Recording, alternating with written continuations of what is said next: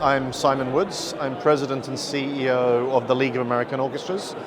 British by birth, but I've been in the US the last 27 years. Great. And first time at Classical Next? First time at Classical Next, yeah, and it's very good for me to be here because in the US we have a very big and dynamic classical music world, but it's great to have a little bit of experience of what's going on in Europe and to understand what are the priorities here and what people are thinking about here. Can I ask you how it compares, or what the main comparisons or contrasts are between what you see in North America versus Europe? Well, there are some very specific things in the US that are huge issues for us. For example, fundraising. If you think about American orchestras, roughly 50% of their budget comes from fundraising, comes from philanthropy. And so this is an issue that is quite foreign to many European orchestras. So that's something that's very distinctive for us. And it's interesting talking to European orchestras about different models they have here. The other thing I would say that is incredibly different is in the US, the issue of racial diversity is really the number one issue for us as orchestras right now. It is an issue of absolutely critical to the long-term survival of orchestras. Because America as a country is diversifying so incredibly fast.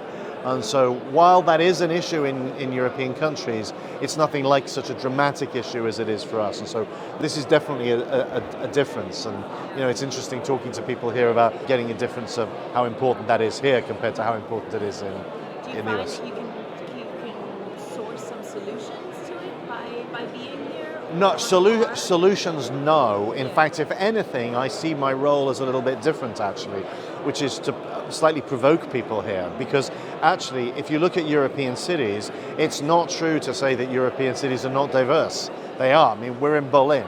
Berlin is actually a very diverse city. So I actually find it's quite a valuable role to be here and sort of poking at the issues and provoking people to say, no, actually, you live in a diverse city. Think about this work, it's really, really important. So there are other things that I take from here which are fascinating and wonderful. I mean, there's so much innovation that goes on in Europe, particularly around the area of programming and innovation on stage. And we can learn a lot from that. The nice thing about coming to a conference like this is it's kind of a bit of give and take. There's what we can give and there's what we can learn. I'd like to just for a moment focus on those two trouble areas that you had mentioned before. Where do you see a solution coming from? Are you seeing solutions being put into motion? Is there something that's working, not working? Could you discuss some of the best practices you might be seeing? Sure. Well, what's working in the US as far as racial diversity is that the things we can control are changing very quickly. So the repertoire is changing very quickly. Last year, roughly a quarter of the works played on the stages of American orchestras were by women and composers of color.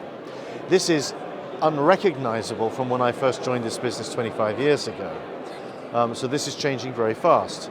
I think orchestras are working very hard. In fact, not only orchestras, all classical music organizations in the US are working very hard to diversify their staff, to diversify their boards. So this is also going pretty well. Obviously, we're all working very hard on gender diversity as well, with some success.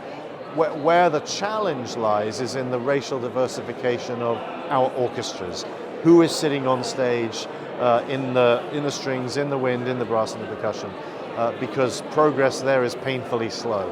So we still have a lot more work to do there and a lot of new solutions we need to find. Can I also ask you about audience appetite? New York is a much larger city than somewhere like Berlin, but it only has one opera house, for example. And I wonder what your take is on that. Obviously, opera being different to orchestras, but in general, just the audience appetite isn't there, and maybe some of the practices in getting audiences through. So the good news about audiences in the US is that our audiences are back, very much back. Orchestra audiences are very much back after the pandemic. So if we compare the results of 2023 to 2019, our audiences are back. In fact, we know anecdotally and from some data that our audiences have recovered much better than audiences of some other art forms like opera and theatre and ballet. So we feel quite good about that right now.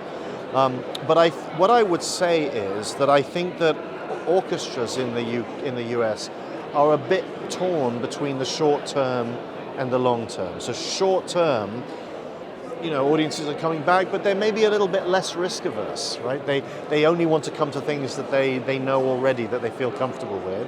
And so orchestras are being forced to take maybe slightly more conservative programming decisions than they might like. But long term, everybody's also thinking about, how do we need to change the repertoire to appeal to different communities, to appeal to a population which is rapidly diversifying. By 2045, the US is a majority-minority country, right? No single racial majority. So what is the work we need to do to adapt to that, to be in sync to that over the next few decades?